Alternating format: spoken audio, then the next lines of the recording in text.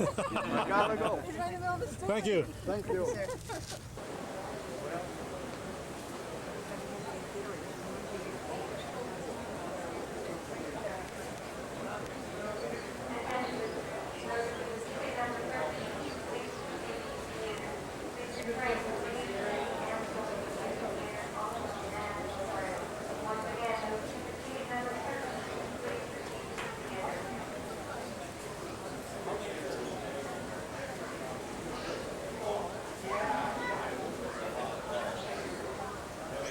Hook up and it's not a problem.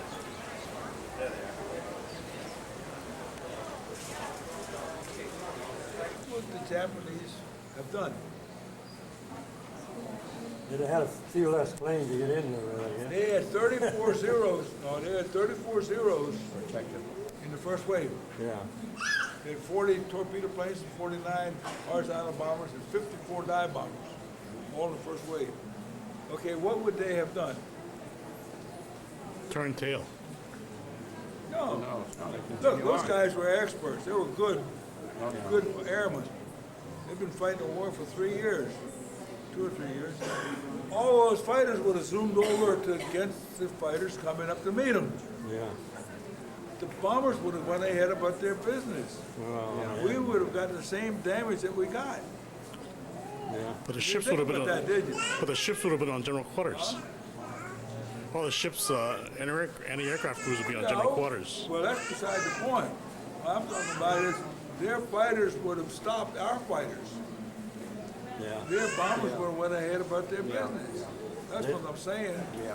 They had a lot more fighters, too. They had 34 zeros 34. in the first wave. We could have put up about 50 Warhawks, P-40. We had some P-36s. Yuck. So they would have immediately separated and take care of our fighters while the bombers went ahead about their business. Yeah. So we would not have gained a thing, in my opinion. Now, this is an much. opinion. I can't prove that. How about the guns on the ground? Huh? How about the guns on the ground shooting up at the? Well, They had after all, been- it takes a little time to get going on those. Well, if they had an hour from 7 o'clock. Yeah, if they had pushed the alarm at that time, it would have been different, a lot different. But when our guys got to going, actually, they had to start the time the first bombs fell. And even then, they did pretty good. But sure, if they'd got a half-hour start, say a half hour, it would have made a big difference. But see, something most people don't realize, on a ship like this, and on a cruiser, I know I can prove it because I was on it, they have alongside each anti-aircraft gun containers like this, about 4 or 5 feet long. And they're full of 5-inch shells locked up. I just came around to the captain, I need the keys, we gotta lock the radio service. The keys, hell, break the lock. Okay, they took the fire, that's knocked the lock off. Then they were firing so quick that they did not set the fuses. Now on those guns, you got 3 fuse setters.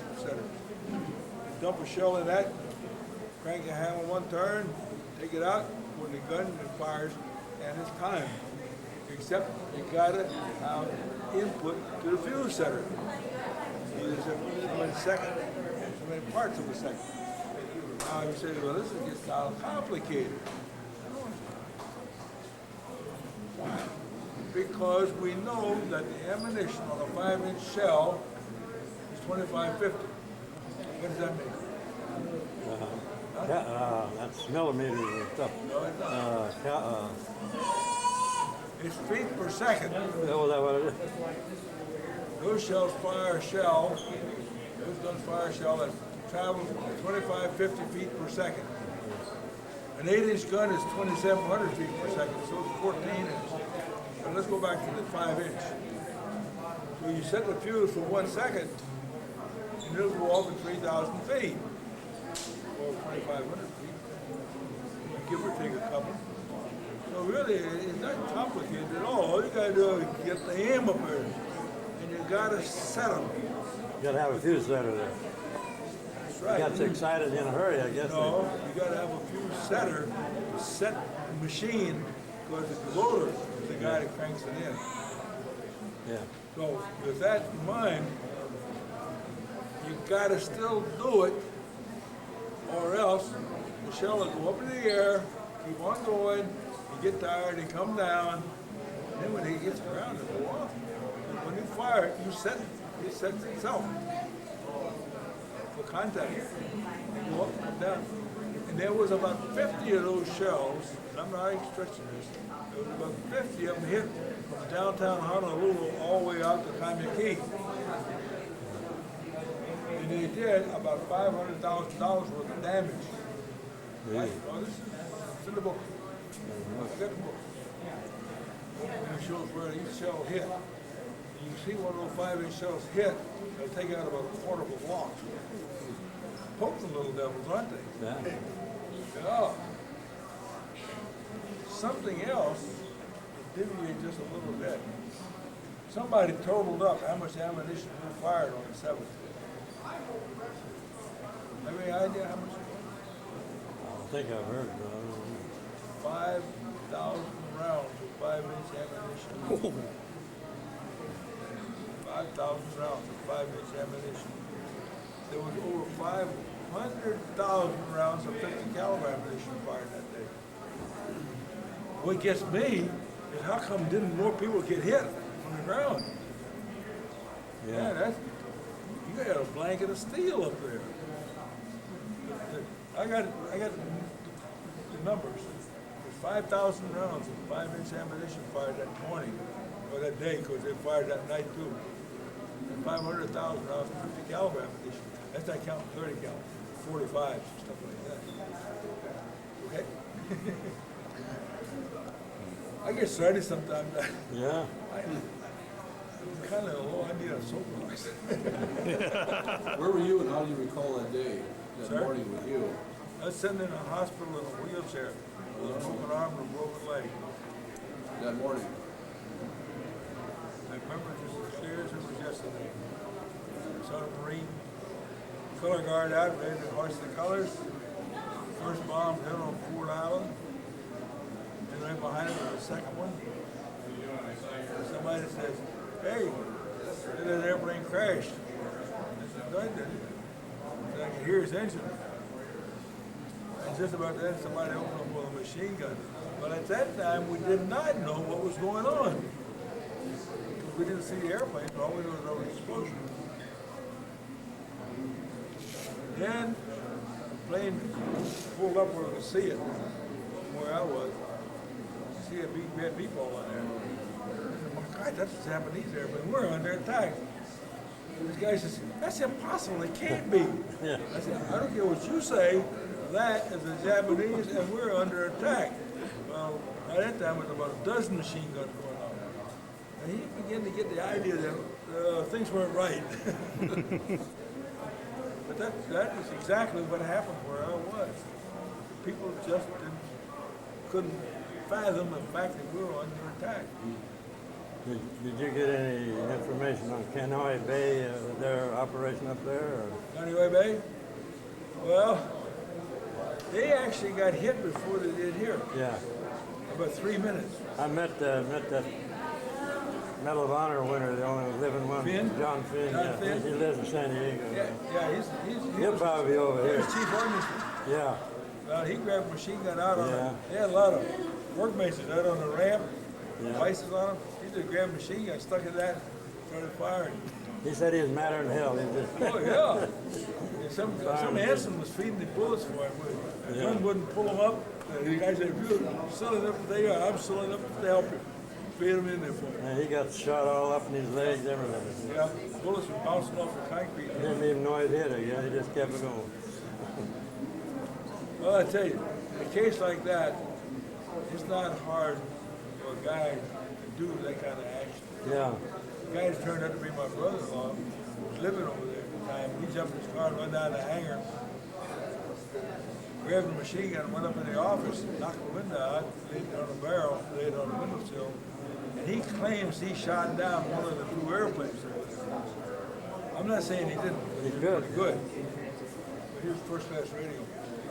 And he had been firing skipper's plane. Well, he may have done it. But there's 50 other people shooting also. Yeah, right. I got to give those guys credit too. Yeah. There was only 2 planes shot down. One of them landed up on the side of the hill, and the other one crashed in the hangar. So with all this in mind, he may have done it. I'd like to think that he did. But at the same time, 50 other people, and that was a 30 caliber he was using. And a lot of those guys had 50 caliber devices stuck out there in a workshop, workbenches. And so they have a pretty good stinger on them, 50 caliber. It's pretty hard. Well, this John Finn told me he had preached to them for about a year. They ought to have tripods. You know, when he jerks that machine gun off the plane, he got a tripod to fire. You got to have something to rest it on. Yeah. And he said they didn't monkey it around, didn't do it. He said if they'd have done that, he said we could have done more Yeah, damage. a lot of guys got the square wheels without that they could turn on. But that's, I don't know what Finn did over there and all that. Obviously, he convinced somebody. He fired away, you know. I've been there. I've done the same thing. Yeah. It probably should have been. I was a pretty decent machine gunner. those There'd have days. probably been more guys that should have got the Medal of Honor there. That they just picked him maybe because he'd done. Well, I tell you what, it pays that with good publicity. Yeah. Agency. 15 years in the Navy, chief of Well, I think he was the chief too. Yeah, he's a chief. He was then. He was chief. Yeah. There's like Dory Miller, the guy right across the way. I've heard a lot of people argue about that he should have got a Congressional Medal of Honor. Actually, I analyzed what he did, applied it to the book, and he didn't quite reach it. Didn't try to reach it. He did pretty good. Yeah. And they gave him the second highest you could get, the Navy Cross. That's next to the Medal of Honor. And actually, what he did does come in that category. But I was telling you. They wanted to know if these people are arguing about it. Great. This guy's got great stories. Yeah. What hotel is going to be back in the city is going to be full for a week. Yeah, we're I come over here about 2 weeks ago and I get a hotel for $60 a night, no problem. yeah. Now it's twice a month. Yeah, I can't do that.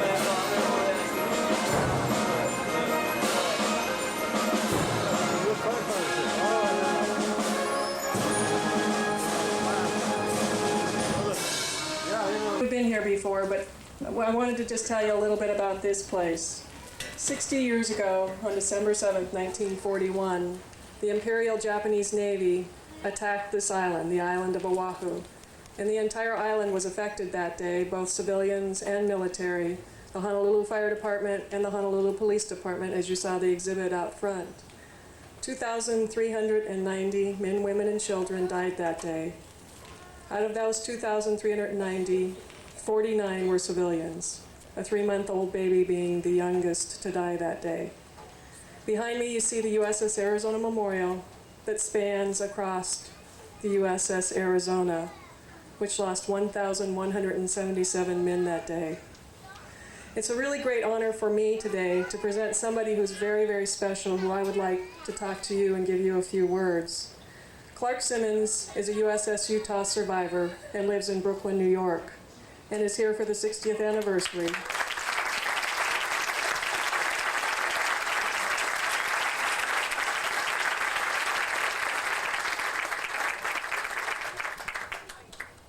Aloha. I share with you the fact of 9/11 because at that time I lived in Brooklyn, New York, downtown Brooklyn, and my living room, I can stand and look over the Brooklyn and Manhattan Bridge and see the Twin Towers. So as that attack that day, I watched it firsthand. So as a fellow New Yorker, I said, welcome to the place where I, as a young man, was in the Navy, and my ship, which is just on the other side of Fort Island, just